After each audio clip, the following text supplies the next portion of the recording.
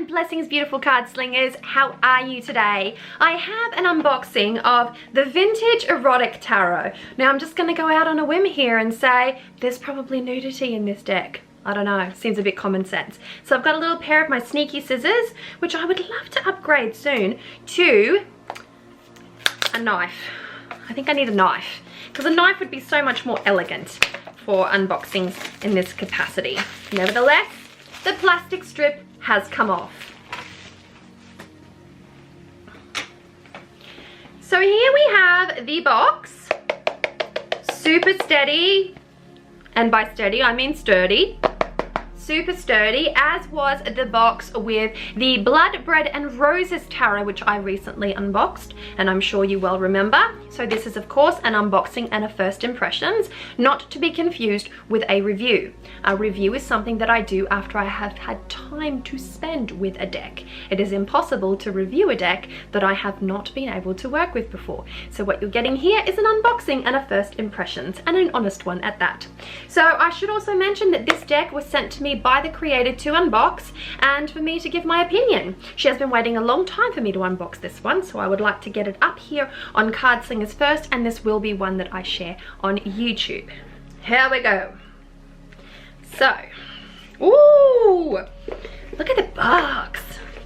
Okay, look at that.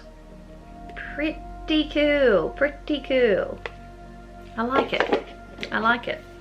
I'm just going to tuck this off to the side here and have a look at the backing. But look at this banging like side color. Like what? Like what? Oh, I love it. Like for all the purple lovers out there, look at that. That is amazing. So here we have, oops, I kicked the tripod, I do apologize.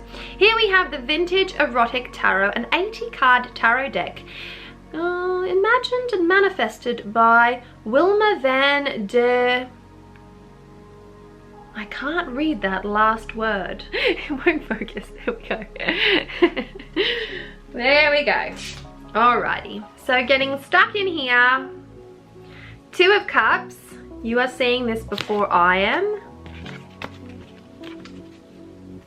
3 of Cups. Oh. Okay, so it's gonna be a bit sexy, folks.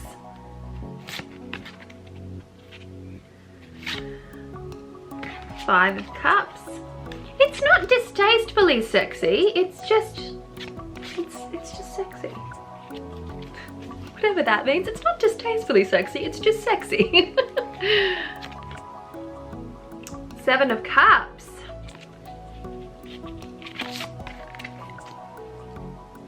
I'm sure this is the 8. Oh, that's interesting. Oh, yes. Okay. Oh, I've missed one because they were stuck together. Such is the nature of high gloss decks. Oh. Look at this. Like, this is incredible. This is an incredible deck.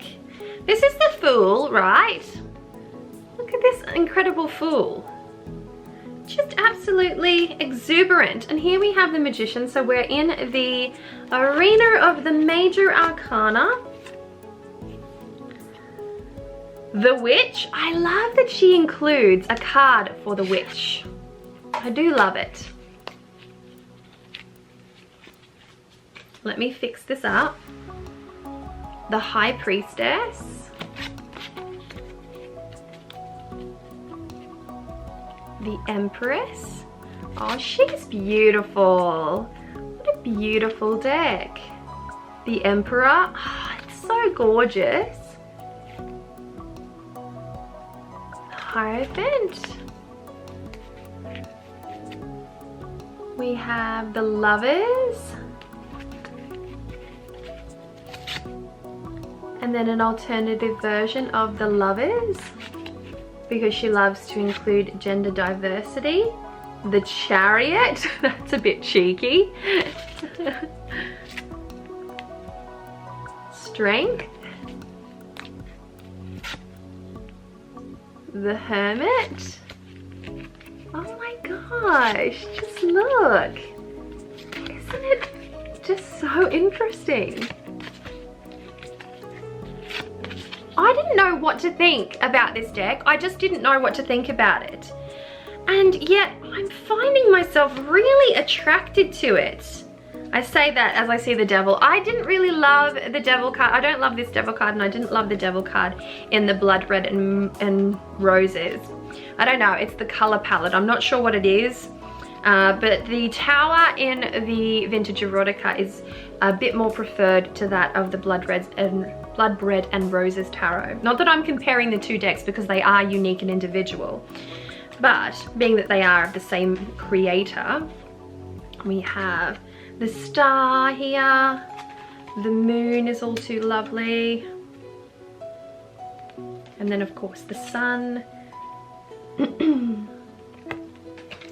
It follows the theme beautifully. It's vintage erotica, it's collage artwork, which again is not really my bag, but it's beautifully done. And I've got to say that, I mean, this type of deck, the style of artwork is not really my cup of tea, and yet I find myself really enjoying it and looking forward to working with it. So I'm not quite sure what that is all about. I do find the decks to be beautifully made. Like, look at that. Just look at that artwork. And yes, I'm referring to the edges of the cards as artwork, because look, the thoughtfulness. That's a beautiful color. The backing is absolutely beautiful. It's a really beautiful looking deck. This is the Five of Pentacles. Really interesting. The Seven of Pentacles is absolutely beautiful. And then we're going to go into, the Ten of Pentacles. That's always a popular card. The Ace of Pentacles is unique. It's a beautiful ace. The King of Pentacles. So this is a sacred feminine deck. You're not going to see too many men or sacred male depictions cropping up throughout here. And it does have cultural diversity as well. Oh, I love that card. Look at that. Then we have the Three of Swords. This is interesting. This is an interesting Three of Swords because it's kind of got a threesome or a menage a trois type of vibe. I don't get this Three of Swords, but it's different. Four of Swords. This is the Five. Five is really interesting. Look at the eyes. Did you see the eyes? Terrifying. The Seven of Swords. This is a good Seven of Swords. I kind of got that sneaky vibe from that. The Eight of Swords is very Rider. The Nine of Swords holds truth to the original depiction, as does the Ten of Swords. So that's very interesting. And here is the Ace, which is a beautiful statuesque woman. The King, oh dear. Oh dear. The Knight, again, I'm not sure if this is cosplay or what, but we'll flick through that. The Queen of Swords is stunning. Look at that. Look at that Queen of Swords. We're in the Suit of Wands now, and this is the Four of Wands. Very interesting. This is the Six of Wands, which is again very interesting. I don't understand some of the symbolism that they've gone for here, but nevertheless, I dig it. This is the Seven. Ten of Wands is absolutely beautiful. Look at that. The Ace. This is the Ace of Wands. The King. Very interesting. The Queen. And we're in Cups. This is the Three of Cups. Have I showed you the cups yet? Because I feel like I've been flicking through the deck, so I might just stop there because everything's out of order, so I wasn't aware.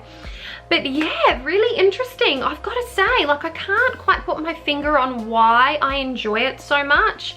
The artwork, like I said, is just not my cup of tea. Having said that, there are many decks in my collection that I absolutely adore, the Sun and Moon Tarot being one of them, which is sadly misplaced at the moment, but I absolutely love that deck, and that artwork is not my style of artwork at all, and yet I love that deck.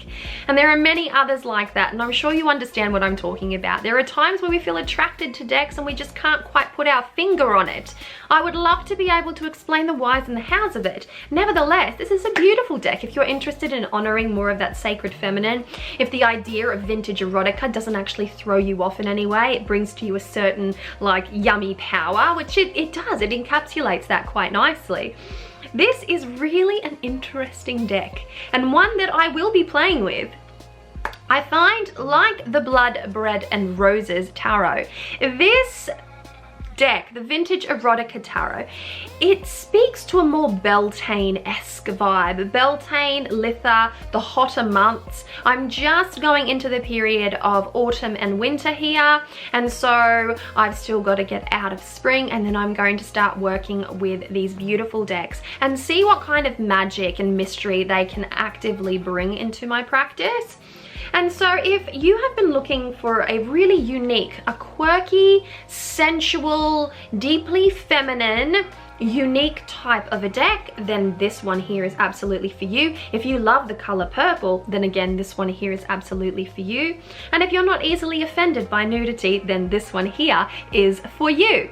So with that said and done, I hope that you have enjoyed this walkthrough of the Vintage Erotica Tarot, which was created by Freyja's daughter. I will have the links in the description box below if you want to check out more from the artist. And let me know what you think. Is this a deck that sort of tickles your fancy? Are you lured by it in the same way as I am but can't quite put your finger on it?